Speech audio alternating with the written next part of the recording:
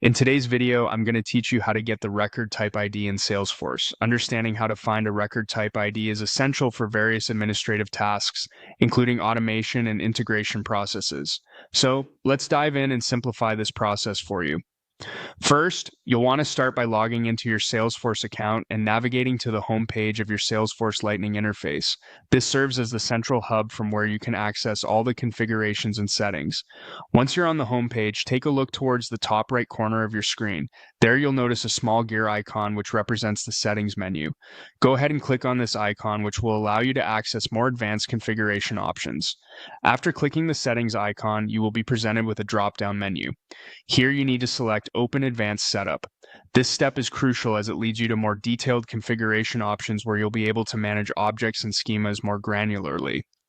Next, in the Setup interface, look for the Object Manager option on the top navigation bar and click on it.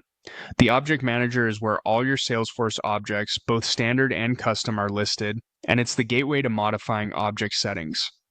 In the Object Manager, you'll find a list of all available objects within your Salesforce environment. Browse through this list and locate the specific object for which you want to determine the record type ID. Once you've identified the object, click on its name to proceed. Upon selecting the object, you'll be directed to the Object Detail page. On this page, focus on the right-hand side where you will find a tab labeled Record Types. Click on the Record Types tab, which will display all the record types associated with the selected object. With the list of record types now in view, carefully choose the specific record type whose ID you're looking to retrieve. This could be crucial for ensuring accuracy in processes that depend on these identifiers. After selecting a record type, examine the URL of your browser closely.